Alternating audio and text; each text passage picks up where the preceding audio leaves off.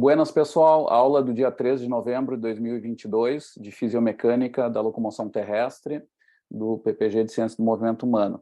Vamos dar sequência ao conteúdo. Vou já começar aqui compartilhando. O assunto de hoje é efeitos de tamanho sobre a fisiomecânica da locomoção terrestre. Nós vamos mostrar 3 casos especiais que tratam disso. Deixa eu ver aqui a janela certa. Nós falamos já um pouquinho nas aulas anteriores, né, sobre alguns aspectos. Eu estava lembrando, enquanto estava preparando a aula dessa semana, na parte de mecanismo pendular, por exemplo, sobre efeitos de tamanho, né? É um termo que é usado no inglês também, mas se confunde muito com o uso estatístico, né? Do effect size, né? Nesse caso, quando se usa para esse uso, né, da biologia, dos efeitos de tamanho, a gente usa o size effect, né? O size effect. Então, tem que ter esse cuidado, tá? Mas embora não seja tão comum, né, do que comparado com esse procedimento estatístico que a gente faz, né, em análises baseadas em magnitude, né, os efeitos de tamanho é um tema muito antigo da biologia e da fisiologia.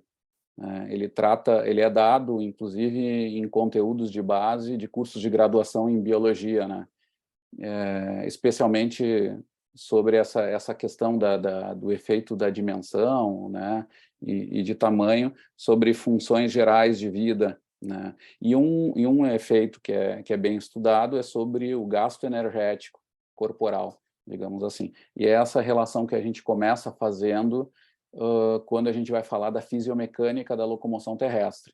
Um caso muito básico da biologia e aí indo mais já para o reino animal, né, e se aproximando do que a gente vai ver, o efeito do tamanho em relação ao gasto metabólico basal, né, ou gasto metabólico em repouso, que na biologia muitas vezes nem é dado esse sobrenome, mas quando se fala em gasto energético, quase sempre se trata disso, né, quanto seria esse gasto energético quando o organismo não está em movimento. Mas claro que um outro conceito muito básico é o efeito do tamanho sobre o gasto energético durante o movimento. E a locomoção é o movimento mais estudado sobre esses aspectos. É deles que surgem as teorias que vão dar um peso, vou fazer um resumo, assim, né, um peso sobre a explicação do porquê que animais maiores gastam mais energia, quando avaliado em absoluto, e o porquê eles gastam menos energia quando avaliados, normalizados por peso, né. Eles muitas vezes estão relacionados às dimensões corporais, né, e dali surgem variáveis, só para trazer para vocês assim algumas pinceladas desse assunto, vindo de algumas áreas que talvez alguns já tenham visto de algum jeito, que é muitas vezes expressar o gasto energético sobre uma dimensão matemática que vai dar peso à massa, mas não o peso total, né? Ou seja, não, por exemplo, o consumo de oxigênio, que é mililitros de oxigênio, né, de consumo, muitas vezes se expressa dividido por massa corporal, aí a unidade é ml por quilograma. Muitas vezes, essa unidade, ela é fácil de notar isso quando eu coloco ela na mesma linha das unidades e multiplico pelo valor na -1, que significa que ele é dividido, né? Então, se passa lá ml ponto quilograma na -1, tá? Só que ao invés de ser colocado -1, tem alguns estudos sobre esse tema que vão colocar na -0,75 ou -0,67.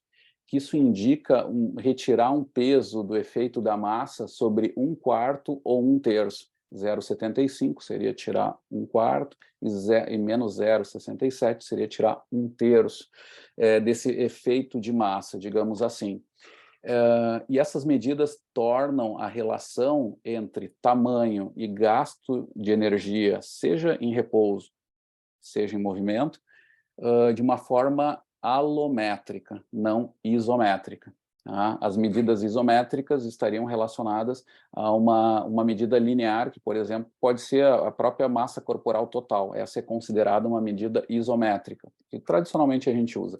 Algumas vezes essa medida é alométrica, que vai indicar que essas relações de gasto de energia versus tamanho, ela é não linear. Tá? Ela vai obedecer um comportamento não linear, que seria alométrico, né? Mas daqui a pouco eu vou dizer qual é o tipo do modelo matemático, que agora me deu um branco. Tá? Mas é uma relação não linear. E elas estão dentro de teorias de tamanho da biologia, como lei de Kleibner, né, que é bem conhecido, que dá essa relação de 1/4 ou 1/3. Tá? São teorias bem importantes da biologia. Que a partir dali, o que nós vamos tentar fazer? A fisiomecânica, ela vai tentar compreender o porquê que essa relação é alométrica e responder questões centrais.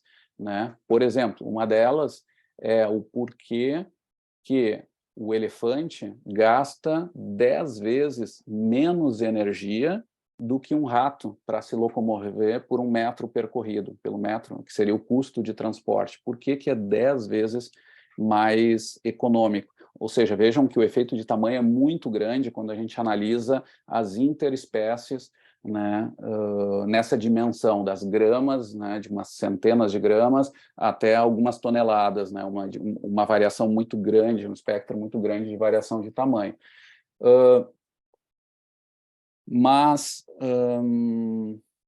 Então, se tenta compreender o porquê isso.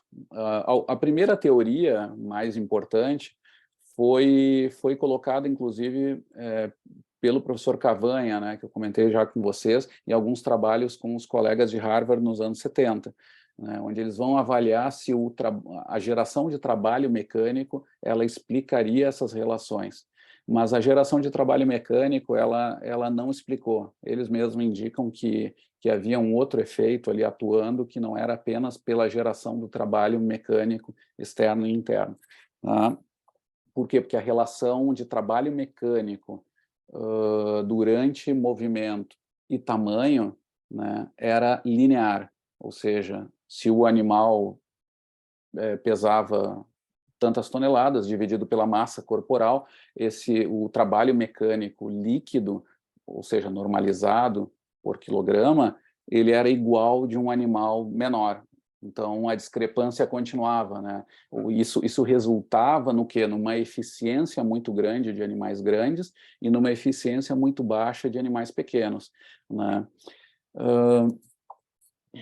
Surgiram várias hipóteses. Uma delas é sobre as estratégias ecológicas. Animais menores fazem muita aceleração, então eles seriam mais anaeróbicos. Isso já foi descartado, em parte tem relação com isso. Animais menores tendem a fazer movimentos mais de aceleração e desaceleração, e isso em parte explica o maior gasto de energia para se locomover, porque fazem em situações irregulares, não constantes, né? E animais maiores tendem a fazer movimentos em maiores situações mais constantes, mas não explica as razões gerais de quando eles são colocados em velocidade constante, por que as diferenças acontecem. Outras teorias vão tratar disso, mas eu não vou mais entrar, porque daqui a pouco eu começo a me empolgar, e isso é só pincelada sobre esse assunto mais geral da locomoção terrestre.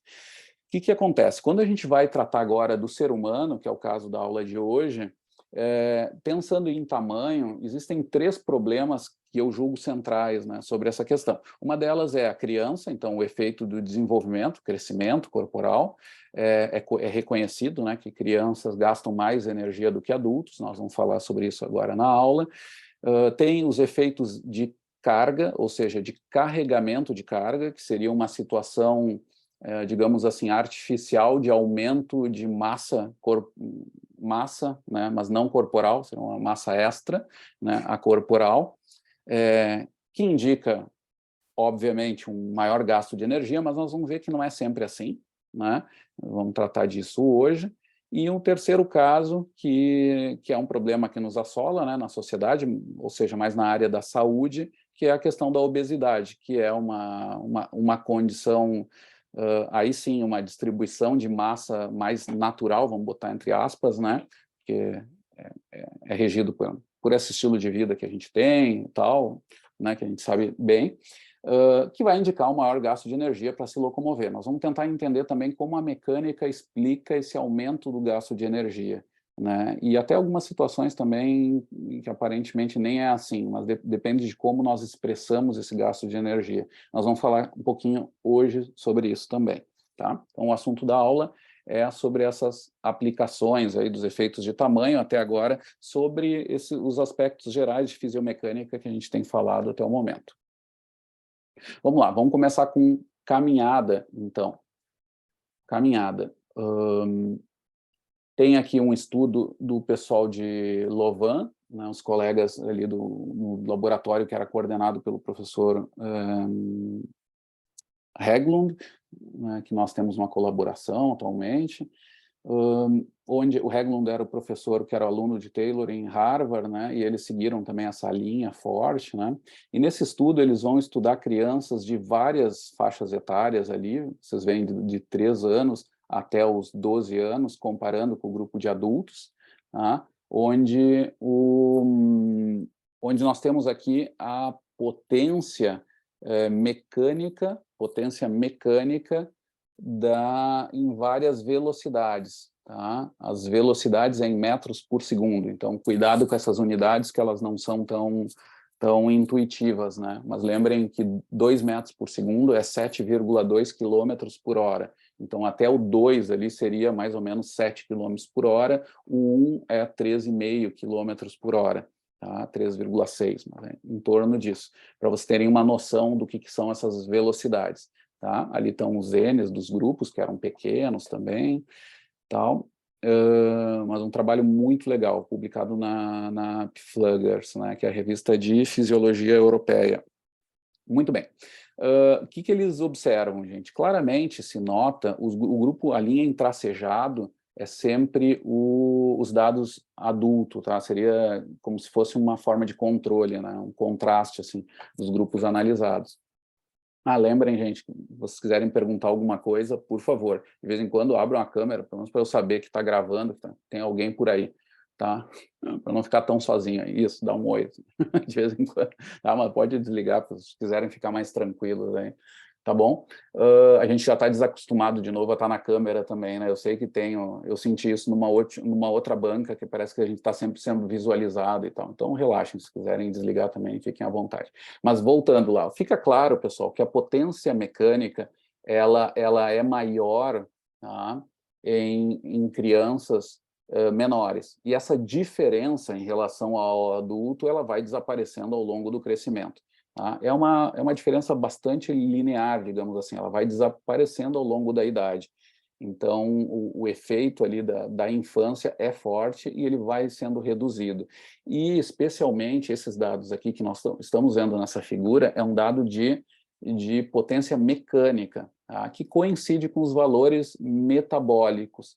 E isso ajuda a entender a principal conclusão desse estudo, de que o maior gasto de energia em crianças, né, em caminhada de crianças, é devido a um maior trabalho mecânico, tá? Sendo que a eficiência é semelhante, porque acaba que uma coisa anula a outra. Lembrem que a eficiência é sempre uma razão do trabalho mecânico dividido pelo custo metabólico. Então, os dois são maiores, a eficiência não é diferente. O que é diferente é a economia. Tá? A economia. E essa economia mais baixa em crianças tem relação com a geração de trabalho. Eles gastam mais energia porque geram mais trabalho mecânico. Tá? O que acontece, pessoal? Esse é um dado que eu ia complementar sobre a questão das crianças. Então, tem uma questão também que eu queria trazer para vocês, que esse padrão do maior gasto de energia com crianças e essas diferenças reduzindo, elas também coincidem com as teorias da biologia, que eu introduzi muito superficialmente para vocês, né, no início da aula. Tá? Ou seja, organismos maiores tendem a gastar menos energia quando normalizado pela massa corporal total, tá? Então, fecha um pouco com as teorias biológicas mais gerais interespécies, mas aqui avaliadas intraespécies. Aqui a variação de massa é muito menor do que acontece no reino animal. Mas coincide, ou seja, em parte pode também ser explicado por isso, embora a geração de trabalho aqui tenha resolvido a questão nessa avaliação intraespécie, mas poderia também estar relacionado a isso. Tá? E aí, eu vou trazer só para vocês, é uma hipótese, porque isso não está bem definido mesmo, tá? Mas é uma hipótese que está em base de uma teoria da biologia muito forte, né? Que esse maior gasto, vamos chamar assim, esse menor gasto de energia em animais maiores, ou seja, no adulto em relação à criança, se for verdadeiro que isso também se aplica na intraespécie aqui, que a gente está vendo, isso estaria relacionado também a uma capacidade de troca de calor maior, ou seja, uma necessidade de trocar calor com o ambiente maior no animal menor, na criança. Tá? Então, a criança gastaria mais energia para trocar o calor. Acho que eu fiz o enunciado errado, tá? Mas resumindo é isso, né? Por questão de tamanho, a superfície corporal da criança em relação à massa dela é maior, tá, do que no adulto. O adulto, ele cresce na sua superfície de um modo que não é na mesma proporção, é menor do que a sua massa, digamos assim, em relação à criança. Tá? Então, essa capacidade, o adulto gastaria menos energia para a tarefa de retirar o calor para a superfície. Embora tenha uma massa total, mas lembrem que é sempre dividido pela massa. E é aí que vem, de novo, se fosse ver absoluto, é claro que o adulto gasta mais energia, ele tem que colocar mais sangue, aporte sanguíneo para troca de calor, etc. Para termorregulação, vamos chamar assim. Mas quando normalizado por tamanho, isso se inverte. Tá? E essa é uma das bases das teorias que explicam essas relações alométricas na natureza. Tá? Então, poderia ser aplicado por aqui, embora isso não tenha sido testado e confirmado, até porque aqui, nesse estudo, ele mostra que a própria geração de trabalho mecânico já responde à questão. Tá? E essa teoria da biologia, ela provavelmente funciona em variações maiores de tamanho. Tá? Muito bem, seguindo lá. Num estudo clássico também sobre crianças, né, o professor Cavanha vai analisar também aqui a geração de potência mecânica. Vejam que é um trabalho externo, é o símbolo de trabalho, né, o W maior, só que com um ponto em cima. Então, indica que é a primeira derivada do trabalho, que seria a potência. Tá?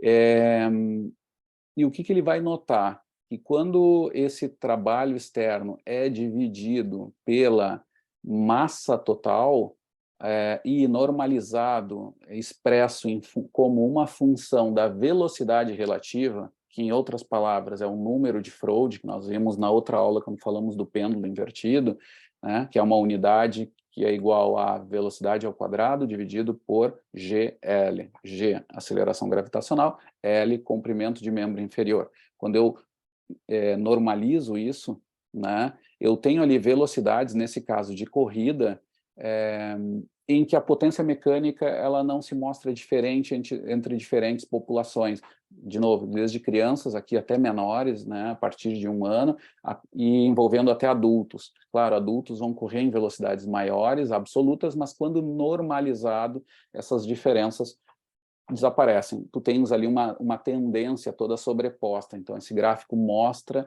essa relação, ou seja, da geração da potência mecânica com o próprio tamanho. Tá? Então, confirma aquele dado da De Jager, né, De Jager anterior que nós vimos em caminhada. Tá?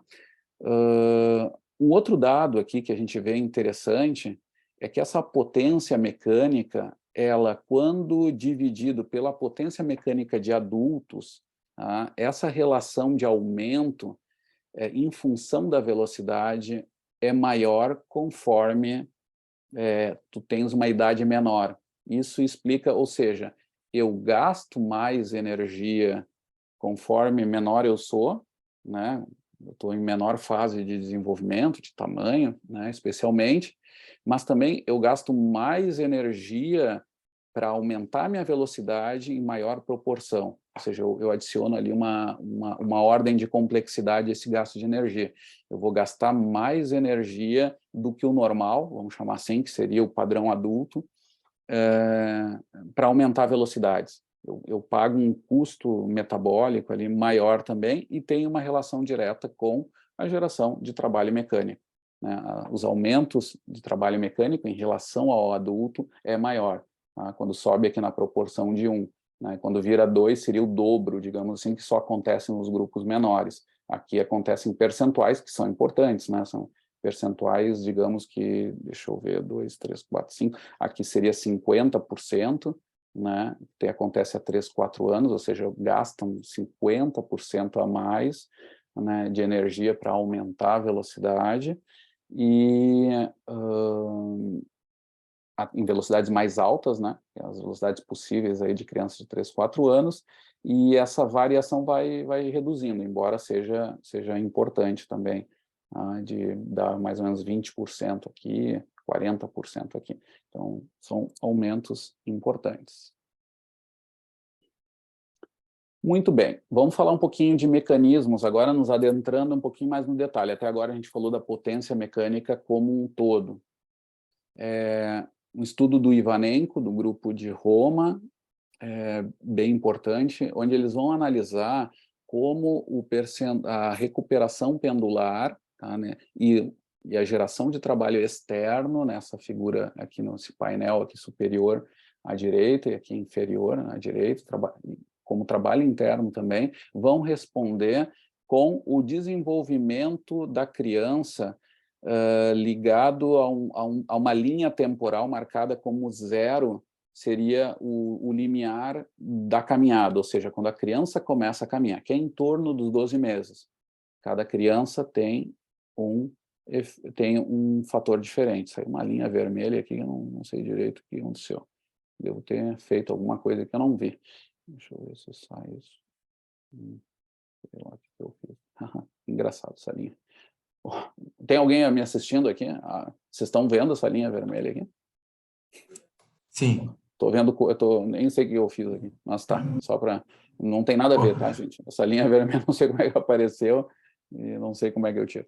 Mas, de qualquer jeito, pessoal, olha só, o que eles fazem? Eles vão analisar, a partir desse onset de caminhada, quando os valores de recovery, trabalho externo e interno, se tornam parecidos ao de pessoas adultas, tá? Onde se estabiliza esse valor, e eu confirmo com vocês que bate com o valor de adultos, tá? E ali está o valor de adulto, inclusive, no canto à direita da figura, tá? E aí eles vão calcular o tal dessa função. O tal, ele é muito usado, por exemplo, em cinética de oxigênio, né? Que é um fator lá que indica o tempo em que tu tens lá os 2/3 do aumento do consumo de oxigênio. Aqui, nesse caso, é um ponto aqui de equilíbrio, de quebra dessa curva, que indicaria onde iniciaria a estabilização, tá? Em outras palavras, a recuperação pendular na criança acontece a partir de 5 meses após esse onset, que seria em torno de 15 meses de vida da criança, tá? Tendo em conta que não, é em torno de 12, então seria mais 5, seria em torno de 17 meses, tá? De vida da criança, que isso indica um ano e meio, mais ou menos, tá?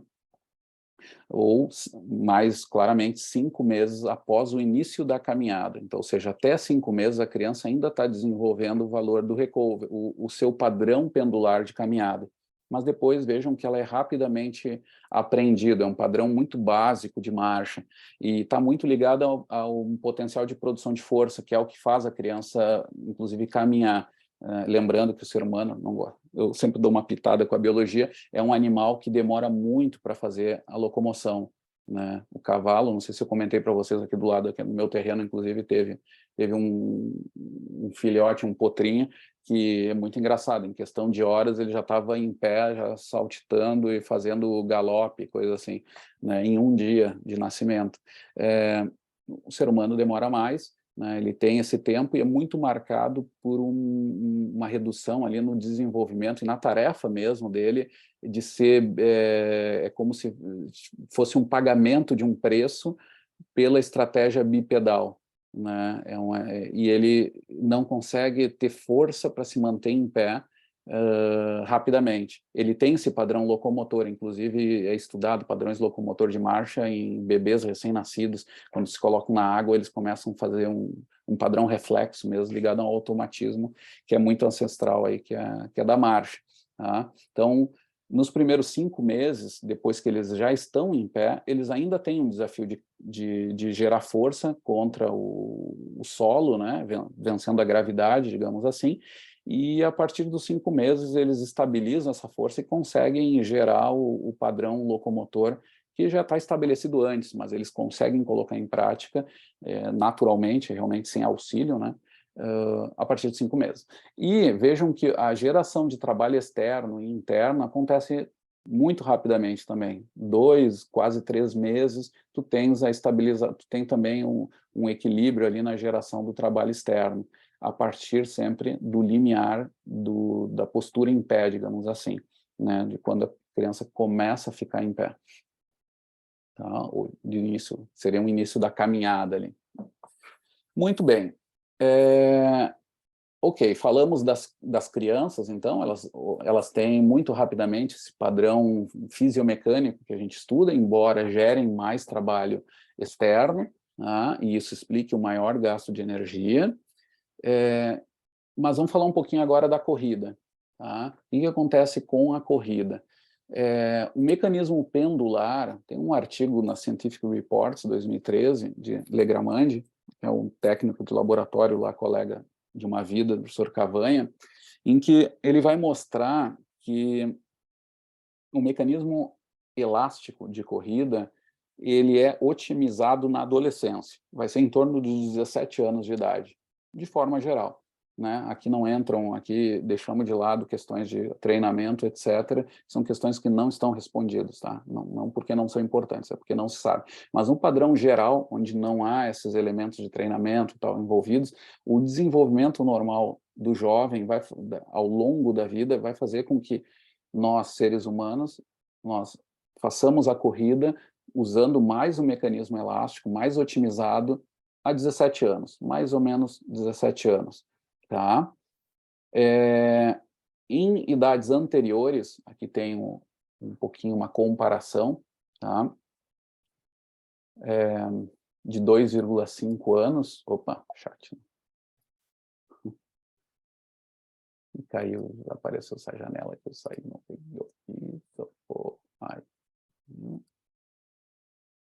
Aqui, então, né, a criança ali de mais ou menos 3 anos, o que a gente tem? A gente tem um pico de impacto maior, tá? Um pico de impacto maior, veja um valor de curva, esse aqui é uma curva de força de reação do solo vertical, então antes aqui a gente tem a fase aérea, e aqui um valor de pico muito alto, né? O que é um pouco estranho, que o padrão normal em adultos é esse pico de impacto ser menor do que o valor máximo ali que acontece depois, mais ou menos na metade do contato, como a gente tinha visto já em aulas anteriores, e aqui tem um padrão do jovem de 17 anos com uma curva mais normalizada, digamos assim. Mas qual é a mensagem disso?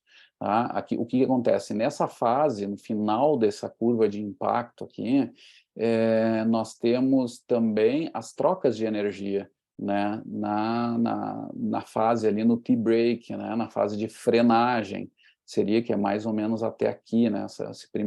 esse início do contato. E exatamente esse ponto ali, onde termina essa fase balística, é uma fase que nas crianças não há nem troca entre energia potencial e cinética, né? Elas não estão em paralelo, desculpa, não é que não há troca, porque seria pendular, mas elas estão em paralelo, isso indica que o mecanismo elástico não está funcionando bem. Tá? E isso é um sinal de que o pico de impacto das crianças ele parece não ser sincronizado com a capacidade de armazenar energia elástica. tá? Ou seja, as crianças elas sofrem, elas, a partir da técnica delas e tal, elas geram um impacto grande, em parte é explicado devido à rigidez ainda de tecidos baixo, que faz com que permita eles jogarem um pouco mais com a questão da aceleração, eles serem um pouco mais intensos, com o joelho provavelmente mais estendido, etc., tá? E o jovem não, o jovem ele já vai usar mais esse valor aqui, né, onde termina essa fase do impacto aqui, ele é uma fase onde há uma troca de energia já bem importante, tá?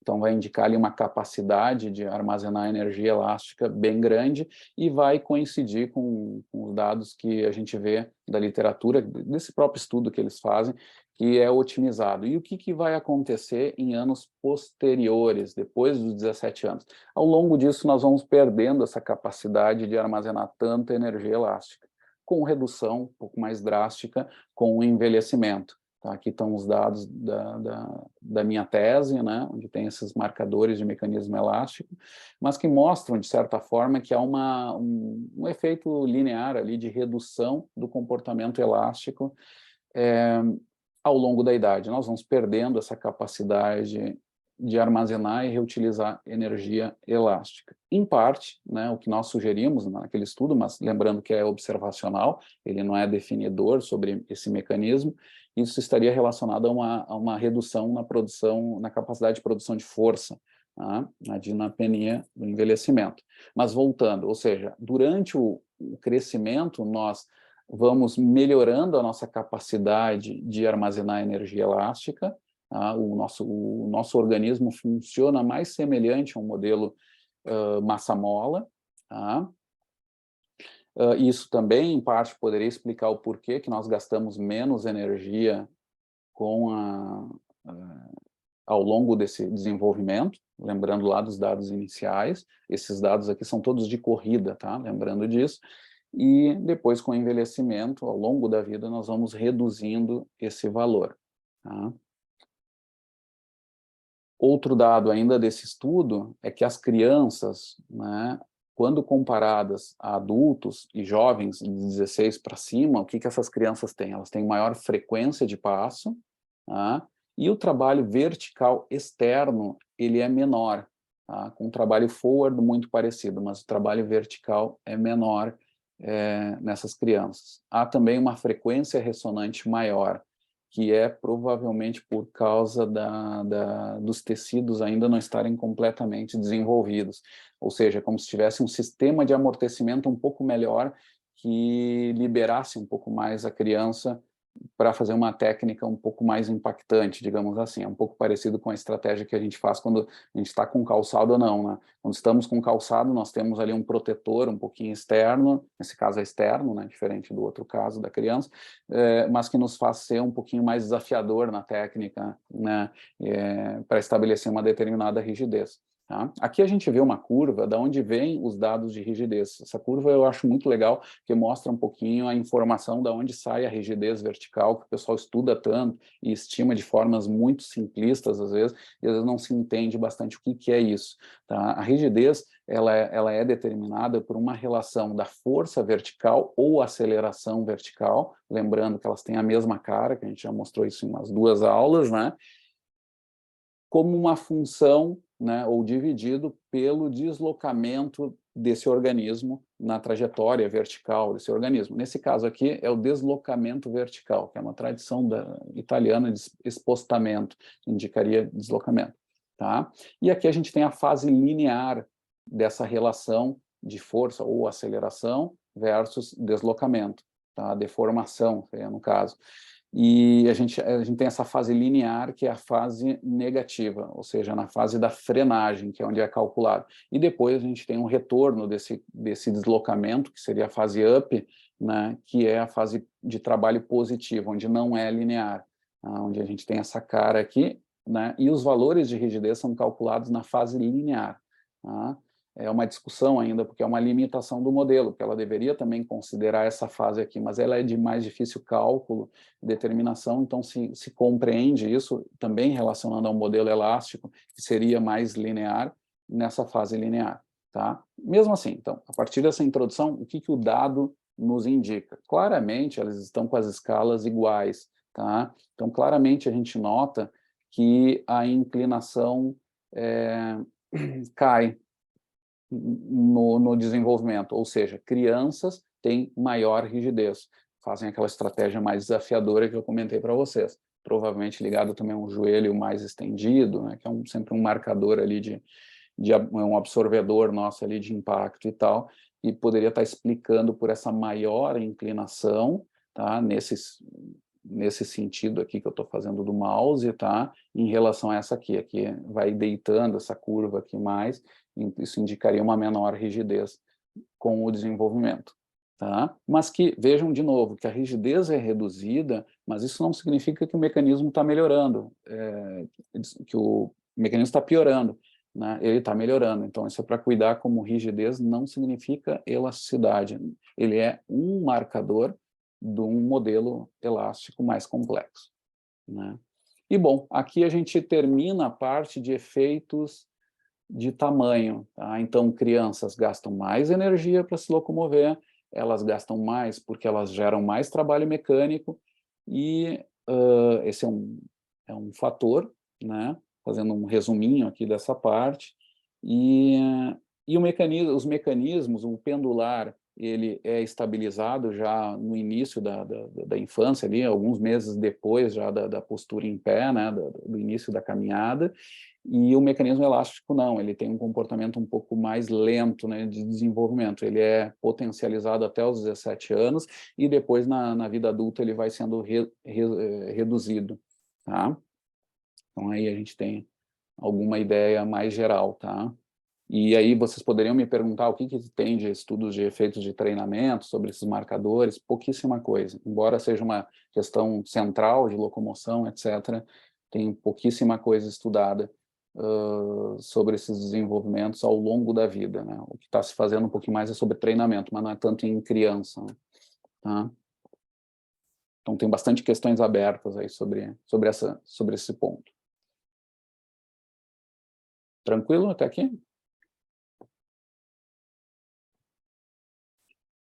Bom, efeitos da carga. Vamos lá. Efeitos da carga. Então, transporte de carga. Eu falei um pouquinho para vocês daquelas teorias clássicas da locomoção, dos estudos que foram pioneiros e marcantes ao longo da história dessa área da fisiomecânica, né? Foi aqueles estudo com as mulheres africanas, né, carregando carga, onde otimizavam o mecanismo pendular através da carga de até 20% da massa corporal de baldes em cima da cabeça, e não se gastavam mais energia por causa disso, devido a um efeito do mecanismo pendular, né? Mas agora vamos dar uma relação mais geral. Um estudo do Bastien, né, o Guillaume Bastien, que é um pesquisador lá de Louvain também, né, onde talvez o André vá agora no próximo ano. E, inclusive, o Guillaume, esse é o primeiro autor, esse é de um artigo, gente. Esse aqui está publicado no European Journal, mas ele tem um outro trabalho depois com nepaleses, onde ele publicou na Science, um artigo muito famoso, esse Guillaume. E quando eu estive uns meses atrás, né, no meu último mês ali do estágio, lá em junho, era maio, junho, por ali, eu fiquei uma semana com eles em Louvain, e ele me mostrou a esteira nova, né, uma esteira instrumentada que está sendo vendida junto com a HP Cosmos, essa instrumentalização, né, dos sensores, que é um dos melhores do mundo, assim, né, e por isso que estão vendendo junto com a HP Cosmos, né. E aí eles foram me mostrar, e tinha o dono me mostrando, e ele disse, vou usar um sujeito. O sujeito era o Bastien, ele trabalha na empresa também. Eu disse, meu Deus, o primeiro autor, eu disse, o Bastien para nós a gente achou que nem era pessoa, a gente acha que é uma instituição, de tanto que a gente lê esses artigos e tal, mas é uma figura muito humilde, muito legal. Mas voltando, nesse trabalho do Bastien, o que ele vai ver aqui? Eles vão colocar carga nas mochilas, tá? Isso aqui eles pegam poucos sujeitos, um estudo em adultos, tá? E o que eles vão fazer? Eles vão variar a massa nessa mochila, tá? Então, mochilas normais de carga, ou seja, todas colocadas no mesmo lugar, e vão avaliar o custo metabólico em várias velocidades. Opa, clica aí, chegando. Então, custo metabólico, tá? Aqui é CNET, significa que é um custo líquido, é uma outra forma de dizer também o custo metabólico, o custo de transporte, tá? Obrigatoriamente, quando a gente diz que é transporte, é porque ele é líquido também. Então, nesse caso aqui, eles jogam no estudo, eles mostram alguns dados também de custo gross, né, que seria o bruto também. Então, mas eu vou mostrar aqui o que mais nos interessa, que vai tratar da economia mesmo. E vejam só que até 75% da massa corporal, o que eles vão concluir, tá, que está mais ou menos claro aqui nessa figura, é que a velocidade ótima de caminhada não se altera. Tá? Obrigado, Pri. Vi agora no chat, tudo ok. Então, a velocidade ótima não se altera. Isso é uma coisa incrível, porque carregar 75% da massa corporal não é pouca coisa. Tá? É uma tarefa árdua, caso vocês não lembrem do que é isso. Mas só quando a gente bota 10, 20% já é pesado. Imaginem assim, eu peso 100 quilogramas, então 20 quilos nas costas, é muita coisa. Se é 50 quilos, 70 quilos, é muita coisa. Tá? O interessante é que a mecânica de marcha, ela de certa forma não se modifica tanto. Tá? Depois a gente vai confirmar lá no estudo da Gomenyuka, e vamos verificar que realmente não se modifica tanto. Agora, o que acontece? Tu gera mais trabalho mecânico, mas a minimização via pendular, ela acontece da mesma forma. Claro que o custo continua sendo mais alto, ele aumenta linearmente, tá? Embora aqui não mostre sempre bem isso, mas depois eles confirmam que é bastante linear, o aumento do gasto, do custo metabólico em função da velocidade. Mas o interessante é que para a mesma carga, o valor menor é sempre em torno de 3,2 a 4,3 quilômetros por hora. Então, eles vão indicar que a velocidade ótima de caminhada é independente da carga. Tá? Isso é um dado bem interessante. O que acontece aqui, pessoal? Que isso vai aparecer depois na marcha com inclinação, mas que a gente tem que pensar. O que pesa aqui é que se o sujeito tem um motor fraco, que significa ele tem uma economia baixa e uma aptidão cardiorrespiratória baixa, que vai indicar o quê?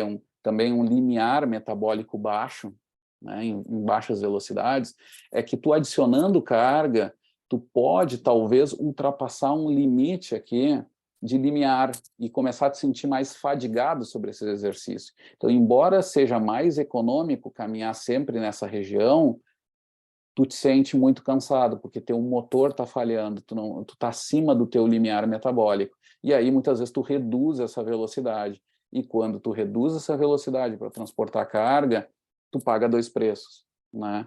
Tu faz a tarefa mais lenta, é parecida com o discurso da locomoção patológica. E tu vai também ser menos econômico, embora tu use a potência, ali é um paradoxo energético. Tu vai estar num primeiro limiar, vamos dizer, vai manter um metabolismo mais oxidativo, que é mais eficiente, vai permitir tu fazer essa atividade talvez por mais tempo, só que a economia por metro percorrido vai ser reduzida. Tá? Então tem esse jogo aqui paradoxal, que aparece sempre nessa fase descendente da curva do custo em função da velocidade de caminhada. Tá? Mas, de novo, se tu tiver motor suficiente, tu consegue realizar essa atividade, teu custo metabólico, a velocidade onde teu custo metabólico é menor, não muda com a carga. Tá? Por quê? Aí vem a questão. Porque tu é mais pendular também nessa fase, inclusive com carga. Tá? Diferente da inclinação, a carga em si, no plano, ela não altera a mecânica de marcha assim, de forma importante, né, a fim de modificar o mecanismo pendular. Então, o custo continua sendo em U. Tá? Outra coisa também que aparece aqui é que é um jogo que eu acho legal, muitas vezes, até para vocês, se vocês entenderem mais da matemática, daquilo que vocês estão trabalhando, vocês conseguem visualizar fenômenos um pouquinho diferentes e até confirmar percepções, né, com a forma gráfica. E esse estudo, essa figura aqui deles é um exemplo disso que eu acho bem legal, assim, muito inventivo, né? Essa figura, ela é potência de carga, que significa o quê? A potência metabólica acima do valor sem carga. Então, eles sempre fazem uma subtração, tá? situação, por exemplo, aqui tem um zero sempre no gráfico, que significa que seria o custo, a potência metabólica sem carga, que ou seja, sem carga é o mesmo valor, então um valor subtraído por ele mesmo é zero, tá? Agora, o que eles fazem? Eles botam lá 20%, 20 quilogramas, aqui eles botaram em quilogramas de massa. Tu tens uma potência metabólica X, que dá aqui 50 watts, tá? Nesse caso aqui, bem baixinha, né? E o que eles vão vendo? Cada vez que eles vão adicionando mais carga, 40, 60 quilogramas, tá? Que é bem alta, que chega perto dos 75%, né? Da massa corporal, essa potência de carga vai aumentando de forma linear. Ou seja, tu aumenta o teu gasto energético em relação ao valor sem carga, ou seja, só por causa da adição da carga, linear a massa que tu bota. Essa é a relação. Só que tem mais outro fator aqui que eles jogam, que vejam que tem 5 painéis. Cada vez que eu vou indo mais para a direita, cada vez que eu vou mais para a direita, essa relação, essa inclinação dessa curva, dessa potência em função da massa, aumenta. Ou seja, cada quilograma que eu carrego mais, se eu faço numa velocidade maior, eu pago maior preço por esse quilograma mais carregado. Tá? E é uma relação bem linear. Vejam que essas relações aqui, a inclinação dessa curva está dada por aqui, que é a constante angular dessa função aqui, dessa linha aqui, tá? Que é 2,26, vai para 3,27, vai para 3,7, vai para 5, vai para 6,8, né? Ou seja, ela vai aumentando linearmente, tá? Que é algo que depois, se a gente for pensar bem, é um pouco óbvio, mas é importante para a gente visualizar e entender essas relações de gasto de energia com carga e velocidade, digamos assim. É uma outra forma de ver 3 dimensões aqui de um fenômeno, tá? Que eu achei extremamente interessante. Eu tenho que dar uma pensadinha um pouquinho, mas o significado é esse, né? Eu pago um preço energético cada vez maior por cada quilograma carregado, em cada quilograma carregado, quando eu aumento as velocidades de caminhada. Muito bem. Agora vamos falar de um outro efeito da carga, pessoal, que é a localização, tá, do peso no estudo do AB, bem interessante, é um grupo japonês que faz estudos muito legais, assim, com efeitos de carga, são muito inventivos também e tal. Que é o seguinte, o que eles vão fazer aqui? Aqui eu tenho custo metabólico, tá? Nesse caso, não dá para chamar de custo de transporte, porque eles usam mililitro, né? Então, eles não transformam, eles não consideram as diferenças de uso de substrato por metro percorrido, mas lembrando que as variações devem ser muito pequenas, e em função da velocidade. E aqui a gente tem as clássicas curvas em U, indicam que há uma mínima aqui, dependendo da estratégia de carregamento, vamos dizer assim. E o que me dá o painel da esquerda aqui? Efeito do peso nas pernas, né? Uso de peso nas pernas no custo, né? O que nós temos aqui? A gente tem a 6 kg, esse aqui é usando 6 quilogramas nas pernas. Tá? Onde é que eles localizam isso quando é perna? Tá? No artigo, eles mostram que é perto do tornozelo. Provavelmente eles usam uma estratégia como é que é os sacos de areia ali, que a gente coloca com velcro, que me faltou o nome, mas são pesos ali que eles adicionam, eu acho que é aqueles pesos que a gente usa na musculação, que agora me deu um branco. Caneleira. Caneleiras, obrigado, Lucas. Então, adicionaram caneleiras nesses pesos, então eram a curva ali, a mais alta, 6 quilogramas nas pernas, depois eu tinha os círculos que já vão estar bem, vejam que vão estar bem somados aqui, um em cima do outro, os dados, tá? Que é 2 quilogramas, 3 quilogramas nas pernas, 2 quilogramas nas pernas, e eles vão distribuindo, significa 6 quilogramas, significa 3 quilogramas em cada perna. Então, quando usam 3, é 1,5, e quando é 2 quilogramas nas pernas, significa que foi 1 em cada perna, tá? E no total dão isso. E depois tem a condição controle ali, tá? Que é essa aqui. Eles vão afirmar que o que acontece? quando eu estou carregando 1 quilograma em cada perna, ou 1,5, que vai totalizar 2, 3, esses aumentos não são maiores do que o valor em repouso. Significa que eu carregar muito baixo esse peso, ele não me adiciona gasto de energia, ou seja, seria uma forma de quase um passe livre que eu teria carregando ali em cima. Isso é uma coisa interessante, porque o peso mais próximo do solo, meu corpo todo não tem que sustentar ele. Tá? Eu vou pagar o preço quando eu tenho que fazer o balanço da perna à frente. Tá? E eu tenho um tempo para fazer esse balanço. Provavelmente a inércia que eu tenho quando eu passo de 3 quilogramas para 6 quilogramas me faz eu acionar músculos do balanço. Tá? Eles vão discutir isso no artigo e aparece esse resultado. Tá? O outro resultado interessante é a localização desse peso. Quando eles variam, então, eles colocam 6 quilogramas nas mãos, significa 3 em cada mão. Tá? Como se a gente estivesse levando as bolsas de super, até 3 quilogramas, tá? Em cada mão. Quando eu adiciono esses 6 quilogramas nas costas, boto numa mochila. Tá? Essas diferenças desaparecem, ficam muito pequenas. Tá? Que isso, em parte, não bate bem com o dado lá do Bastian. Mas vamos ficar aqui. Na mensagem principal deles é que a adição de pesos nas pernas de 6 quilogramas custa mais, tá? Do que colocar em mãos e mochila. Tá? Especialmente por causa da tarefa do balanço. Tá? Então, tem isso. Sim, mas então vamos fechar aqui também, assim, o que acontece aqui, pessoal? Então, provavelmente tem esse aumento de gasto de energia, mas a localização de peso, ela não é linear, ela parece que é carga dependente, que está num limite ali de 3 quilogramas totais para 6, né? Não foi estudado ali em vários detalhes essa carga, mas quando se carrega 3, tu tem um salto do gasto de energia. Tá? Mas quando tu carrega cargas pequenas, tu pode colocar elas em bolsas na perna, em torno da perna, que isso provavelmente não aumentaria o gasto de energia, se forem leves, né? Se não passarem ali de 1 quilograma, etc. Tá? Muito bem. Aqui tem um caso especial, onde a gente bagunça um pouquinho a coisa, que é pensar nessa carga em inclinação.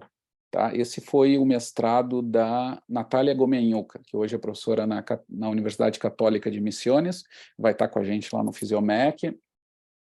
E, nesse caso, o que a Natália viu no mestrado? Foi um dos primeiros mestrados nossos. Né? Nós estendemos o estudo do Bastian. Né? O que a gente fez foi tentar verificar como era o custo metabólico e também as determinantes fisiomecânicas desse custo metabólico em inclinação positiva com carga. Tá? Então, a gente tinha uma hipótese lá que na inclinação, né, teria também uma semelhança nessa velocidade ótima, né? Mas uma questão que estava ali colocada era que na inclinação o pêndulo invertido era reduzido. Então, nós pensávamos que a carga talvez fosse mais linear, né, com a velocidade. Mas não se mostrou assim, se mostrou uma ótima também na inclinação, e inclusive apareceu um pêndulo invertido, que foi algo bem interessante, que não tinha sido relatado na literatura, assim, que era tão importante, né? Deixa eu mostrar aqui para vocês. O que acontece? Foi a 7% que ela analisou e 15% de inclinação. A velocidade ótima de caminhada, com e sem carga, foram semelhantes. Então, confirmou que o Bastien já tinha visto a 0, que aqui no caso deu 4,5, mais ou menos, quilômetros por hora. Na inclinação, reduziu para 3,2. E foi um pouquinho estranho, mas entre 7 e 15 não teve redução. Embora tivesse um valor ali numérico um pouquinho menor, não foi diferente. Ou seja, a velocidade ótima de caminhada, a 7 e 15%, foi em torno de 3 km por hora. Foi 3,2 quilômetros por hora. Tá? Esse era um achado. A outra coisa que nós vimos é que o custo de transporte em função da velocidade ela também apresentou uma ótima, tá? Uma velocidade ótima. Então, a gente viu aqui, só que, assim, a velocidade ótima foi reduzida, tinha comentado para vocês, está aqui, né? Não era 3,2, 3,4, tá? E aqui foi 4,4, então é o dado de metabolismo. Mas uma coisa interessante que a gente pode ver aqui é que os dados em preto são os dados com carga, tá? Os símbolos brancos eram sem carga, e então os valores eram sempre maiores de custo com carga, mas de novo, a carga não alterou a cara da curva. Vejam, claramente a gente vê que o efeito de carga não modificou. Agora, o que foi modificado, sim, foram as inclinações. As inclinações mudaram um pouquinho esse ponto ótimo de velocidade do plano para as inclinações, mas é estranho que entre 7 e 15 não se modificou tanto, tá? Foi mais entre 7 e 15 versus 0. Ou seja, quando eu vou para 7, eu altero essa cara da curva. Eu tenho as minhas mínimas menores e as zonas de velocidade vão mais para a esquerda, né? Vou fazer velocidades menores, mas continuo com essa ótima, tá? A outra coisa que nós vimos é que o mecanismo pendular apareceu nas inclinações, tá? Inclusive com valor razoável, assim, na velocidade ótima de caminhada, na inclinação, nós tivemos ali nós tivemos um pêndulo invertido de até 30%, em torno de 30% de recovery, tá? A 7, nós tivemos um recovery até maior, aqui chegando a 40%, tá? E a 15, a 30%. O que nós vimos de diferente é que o recovery ele não foi otimizado, diferente do plano. No plano, o que nós tínhamos? Nós tínhamos um recovery piorado nas baixas velocidades e altas, né? E melhorado intermediário. Na inclinação, o recovery ele foi aumentando linearmente, ou seja, isso mostrou que o recovery está presente, ele auxilia na atenuação do custo metabólico, mas ele não é o que explica essa velocidade ótima nas inclinações. Existe outro fator, porque o recovery nas altas velocidades, ele deveria estar reduzido aqui, e não está, está melhor, ou seja, tem algum fator que, embora o recovery esteja melhorado, faz com que esse custo aumente mais na inclinação. O que nós sugerimos que é possivelmente um efeito de músculos que não produzem trabalho mecânico, que não estão nessa contagem aqui relacionada ao recovery, que seriam músculos mais posturais, mais ligados ao core, e músculos que geram, por exemplo, cocontrações devido à instabilidade, execução do exercício e inclinação, que é também uma situação de instabilidade, tá? Aqui eu tenho outro exemplo de carga e custo metabólico, né? É uma hipótese que vem sendo confirmada pela literatura. Esses dados são da expedição do Nepal. Eu participei em 2006, onde vocês vão ver depois que o custo eletromiográfico, que é o somatório da atividade eletromiográfica de 8 músculos posturais e 8 músculos propulsores, ou seja, um grande número, 16 músculos analisados nesse estudo,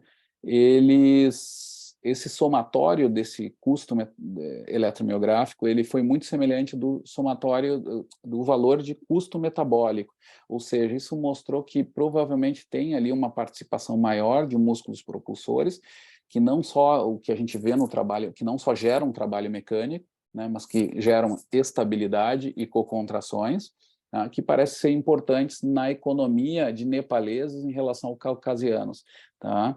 E essa economia, ela acontece, e isso bateu entre eletromiografia e custo metabólico, nas situações com carga e na subida, tá? Então, aqui eu tinha os dados, aqui eram em preto, eram dos nepaleses, e esses quadros abertos, né, seriam dos caucasianos, que é o grupo de montanhistas caucasianos. E o que a gente notou é que a grande diferença apareceu mais nesse fator aqui. Aqui não foi significativo, tá? Isso aqui era na situação com carga em descida, tá? E aqui era esse par de comparações aqui, era o caucasiano versus nepalês, na subida, e só na subida com carga que se deu a diferença. Quando era essa mesma comparação sem carga, as diferenças não foram significativas, né? E depois para a descida sem carga ou com carga também não foram significativas. Ou seja, a maior economia dos nepaleses é específica para a situação de subida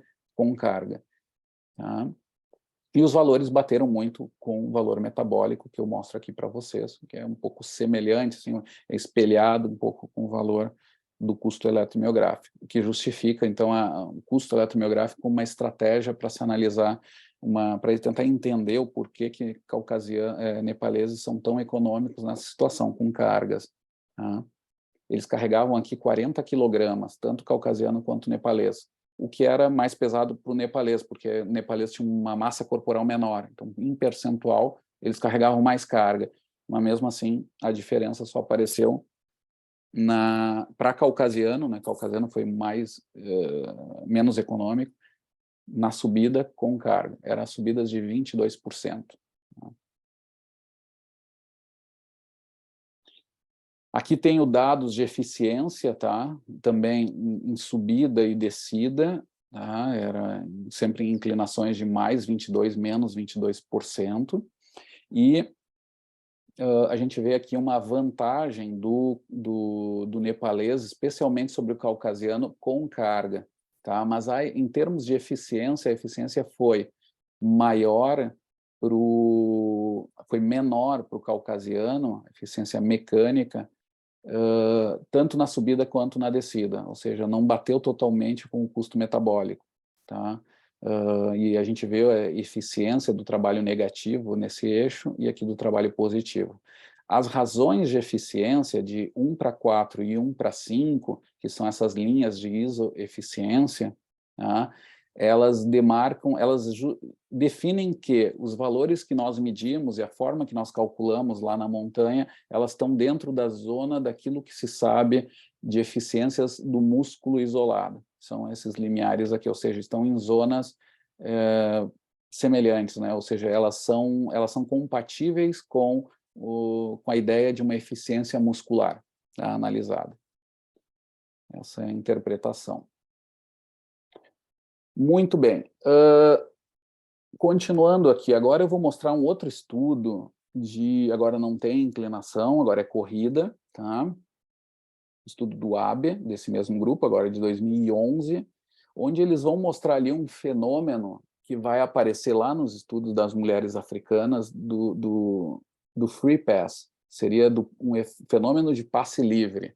Em outras palavras, um fenômeno onde eu carrego carga e não gasto energia para isso. Tá?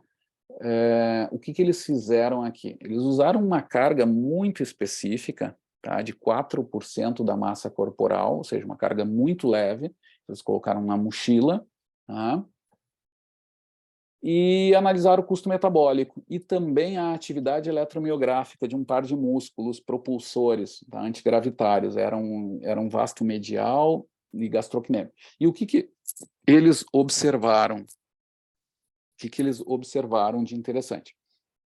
Que apareceu na situação com carga, nas 3 inclinações, tá? Era menos 5%, menos mais 5% e plano, tá? 12 km por hora, só nessa velocidade avaliaram, e viram que quando eles colocavam os 4% da massa corporal, o custo reduzia. Claro que o custo era dividido pela massa total, tá? Então, não deveria dar maiores valores, porque era dividido pela massa total, mas o valor reduziu. Tá? Então, o que eles justificaram? Que provavelmente havia um mecanismo elástico atuando. Né? Como é que eles avaliaram esse mecanismo elástico? De uma forma bem indireta e bem crítica, tá, na literatura, mas é um dado que apareceu, e apareceu para entender essas razões no downhill e no plano. Na subida não se deu essa diferença. Tá? Mas o que eles notaram? Eles avaliaram a razão de atividade excêntrica e concêntrica desse músculo, que teria uma relação com o fator neuromuscular de um melhor uso do ciclo alongamento e encurtamento. Essa que é a razão. Ou seja, de certa forma, eu visualizo aqui uma justificativa por um mecanismo elástico mais otimizado. Tá? é um dado bem complicado, porque no uphill não apareceu, né? Então, ainda não se entende por que essa diferença está aqui, e aqui também seria legal entender mais a mecânica do mecanismo massa-mola, e não apenas um produto de um aspecto de controle neuromuscular de todo esse funcionamento mecânico. Tá? Mas no plano e no downhill, em parte, são explicados por essa razão maior de excêntrica, né? Sujeitos com a maior carga, eles ativam mais a excêntrica em relação à concêntrica, a razão, né? E isso mostra uma maior efetividade desse mecanismo elástico, digamos assim. E é uma coisa interessante, é 4% da massa corporal tu reduzir teu gasto de energia. É uma coisa interessante, não é pouca coisa. Bom, aqui esse artigo aqui é referente ao mestrado do Alex Fagundes, que se tornou doutor agora faz poucas semanas, então homenagem para ele, parabéns para o nosso Alex, funcionário também, técnico de laboratório e tal, um cara incrível, que no mestrado estudou os efeitos da carga em corredores de aventura, sobre parâmetros de determinantes fisiológicos. A gente avaliou VO2 máximo, limiares metabólicos e economia de corrida com carga na mochila, nesses corredores de aventura. Tá? E um dado interessante, bom, o que nós vimos é que não se modificou o VO2, os limiares relativos foram iguais, claro, absolutos eram um pouquinho menores com carga. Agora, a coisa interessante é que nós vimos uma certa relação, que acho que de prática é interessante, que em treinos ou execuções de exercício com carga em domínio severo, tá, que é entre o segundo limiar ventilatório ou a fase máxima de concentração de lactato, fase máxima estável, né, de concentração de lactato e VO2 máximo, nessa zona, nesse domínio severo, a cada 1% de carga em relação à massa corporal que tu adiciona, tu deveria estar, para estar no mesmo zona metabólica, mesma intensidade metabólica, tu deveria reduzir 1% a tua velocidade nesse regime. Esse foi um dos achados que acho prático assim, para treino, né? Esse controle de pace, né, do corredor com a carga. Tá? E a economia de corrida, ela foi piorando conforme o peso era aumentado. Mas, nesse caso, nós não dividimos pela massa total, só pela massa corporal, que teria relação mais com os músculos, ou seja, indica que os músculos estão ativando mais para resolver a tarefa dessa carga linearmente com a massa adicional. Tá? Aqui não apareceu nenhum efeito de free pass. A 7%, né, maior que 4%. Provavelmente a carga tem que ser bem específica para aparecer esse free pass. Muito bem, gente, vamos lá. Temos ainda uns 40 minutos de aula. Tranquilo até aqui? Tudo bem? Vocês estão vivos? Sim. Tem gente? Estamos aqui. Muito bem, não tem nem chimarrão hoje. Eu não preparei, é uma loucura. Vamos lá. O outro estava no café, agora está indo na água que passarinho não toma. Tá, ótimo. Então, Na pele ainda. Isso, essa garrafinha estranha. Obesidade na marcha. O outro está no café, na velha escola do Fábio Lanferdini. Boa. Isso aí, 1 litro por dia. E haja coração.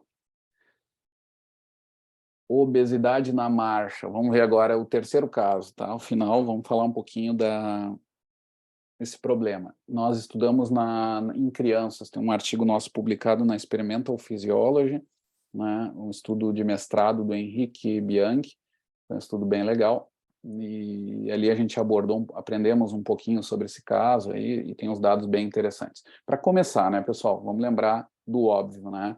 Quando o ser humano, né, a pessoa se torna obesa, ela gasta mais energia para se locomover. Isso é óbvio e é assim mesmo, quando a gente pensa no total. Tá? Então, tem um efeito de massa ali atuando diretamente, né? Fora problemas de aptidão cardiorrespiratória, que depois a gente vai chegar na economia. Mas esse dado é assim que acontece. Tá? O único porém é em casos, ainda como introdução, é em casos de obesidade mórbida. Tá? Em obesidade mórbida, há situações, quando é variações pequenas, tá? Porque eles, em relação ao eutrófico, gastam mais energia. Imagina, a obesidade mórbida é um caso crítico, né? Mas eles, de certo, eles conseguem reduzir um pouquinho esse aumento do gasto de energia, vamos chamar assim, eles conseguem atenuar esse aumento em função de um mecanismo pendular em torno de uma massa, eles chamam de, não é massa visceral, tá? É o wobbling mass, é um termo assim, ou seja, uma massa que balança, né? Tem um termo melhor para isso, que é da gordura, em torno da estrutura óssea, que auxilia um pouquinho em trocas de energia mecânica. Tá? Então, isso já tem estudos do professor Malatesta, de Lausanne, está estudando também essa linha da fisiomecânica, né? Com excelentes trabalhos também, e ele mostrou isso. Tá? Então, é o único caso que foge dessa regra geral. Então, vamos começar introduzindo um pouquinho assim o assunto. Mas vamos lá, vamos para os dados aqui do Reynolds, né, que é de um aluno da linha ali do grupo do professor Kran, tá? Em que eles avaliam o custo metabólico bruto e líquido, tá? Que seria o quê? Contando, né, o valor do consumo em pé, tá? Lembrando que é o que a gente faz nas coletas, né, em fisiomecânica, quando a gente vai avaliar a economia de caminhada e corrida, é importante sempre fazer uma avaliação da pessoa em pé. A gente faz uma etapa ali de basal, que a gente chama, ou repouso, que é a pessoa sentada, 5 minutos ou 10 minutos, e depois a gente coloca a pessoa em torno de 7 a 10 minutos em pé, para o valor em pé. E é esse o valor desse consumo de oxigênio nessa posição em pé, o que nós vamos subtrair lá do valor em exercício. Tá? Então, aqui estão expressos o valor do custo metabólico bruto, que é quantificando tudo, inclusive esse valor em pé, sem subtrair, ou subtraindo o valor em pé, tá? Que é sempre um pouco menor, é sempre os valores aqui abaixo, aqui, são esses, o custo, esse líquido, né, o net, né? Sempre um pouquinho menor. Em quais situações? Aqui temos dois efeitos sobre esse custo, né? Já tem um ali, que é a expressão, mas tem outros dois, que é a inclinação, tá? E eu vou trazer aqui, resumindo um pouquinho, seria esses valores mais à esquerda, em cima, é maior a inclinação. Então, aqui eu tenho 9 graus de inclinação, que seriam mais ou menos 18, lembrem, dobrem esse valor, embora não seja exatamente assim, é perto disso, 18% de inclinação, 12% de inclinação, 6% de inclinação, plano, e o plano sobreposto, plano e menos 3 aqui, os valores um pouco sobrepostos, tá? Que mostram já coisas interessantes, né? Plano e negativo, esses valores não se alteram, tá? Em obeso, tá? E os valores branco e preto são os valores do obeso e do eutrófico, desculpa, gente, é o valor aqui embaixo que eu tenho, o gross e o net, tá? São os gráficos diferentes, né?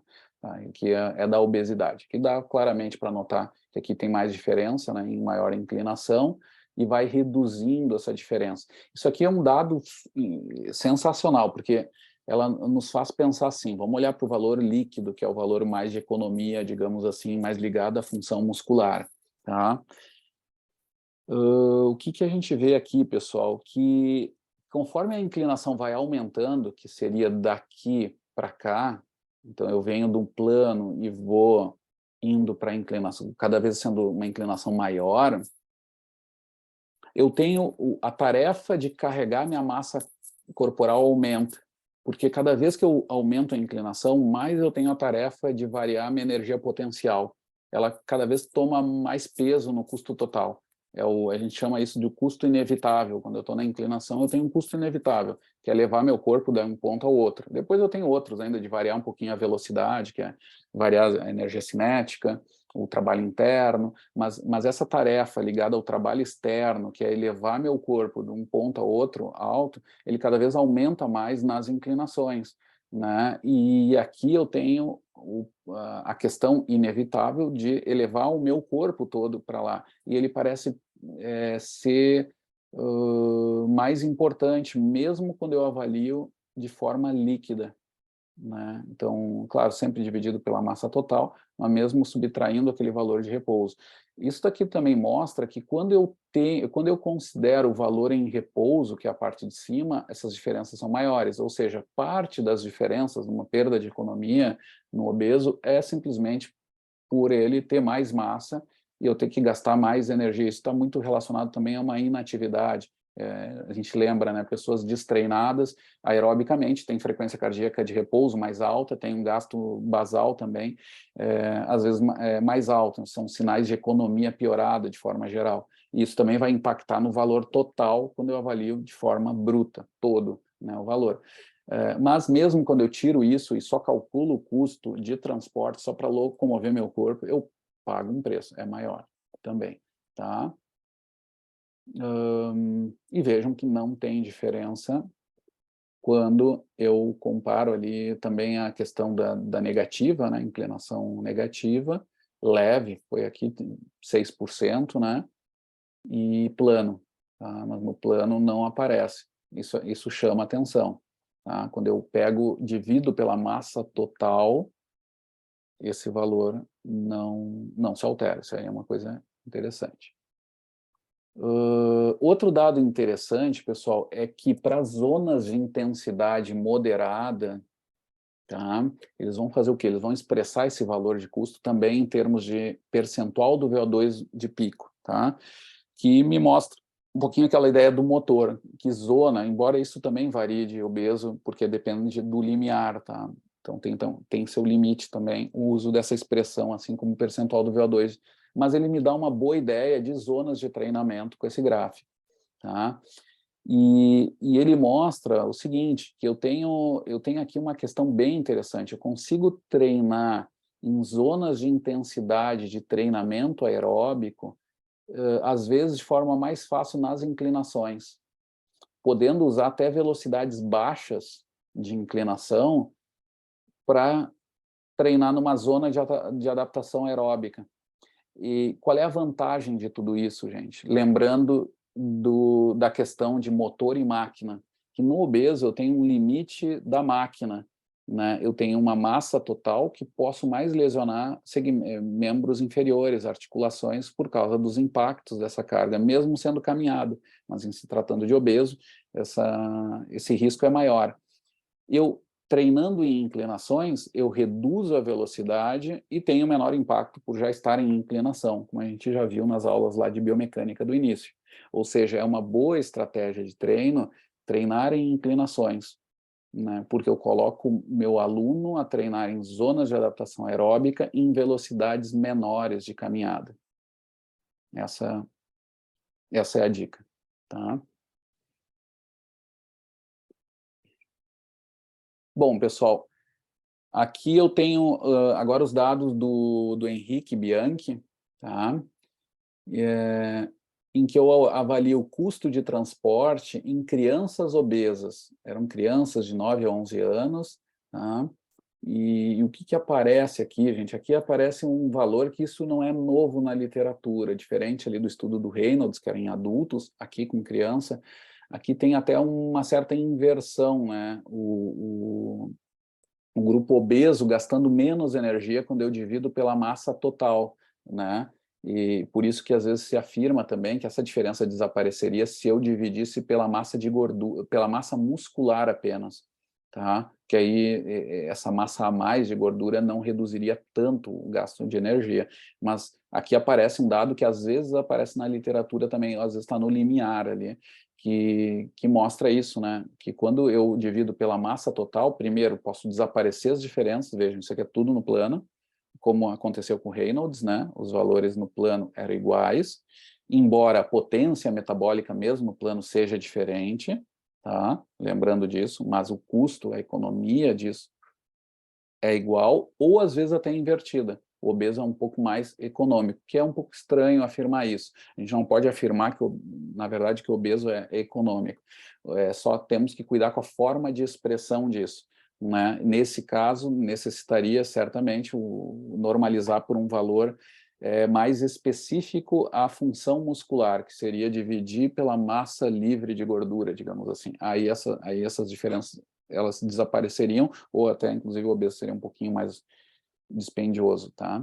Mas o interessante é que a causa, nesse estudo do Henrique, a gente observou que a causa, tá, desse gasto de energia maior, avaliado de forma absoluta, ela está ligada em velocidades maiores a um trabalho interno de braço e perna maiores, tá, em maiores velocidades, a 4 e 5 km por hora, que são velocidades mais típicas de treinamento aeróbico no plano, tá?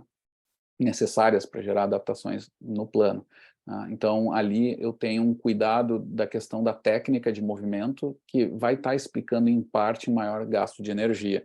Nós tínhamos uma hipótese que se confirmou que esse maior uso de braço, perna, estaria ligado também a movimentos um pouquinho fugindo dos planos que a gente chama dos planos, fugindo dos planos sagitais, seriam os planos não sagitais, né?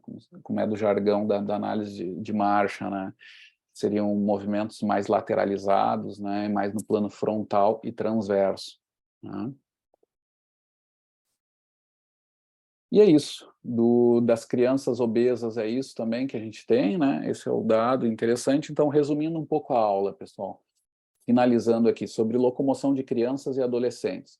Crianças caminham de modo semelhante a adultos, tá? Bom, né? Mas em mesmas velocidades geram maior potência externa e por isso são menos econômicas, tá?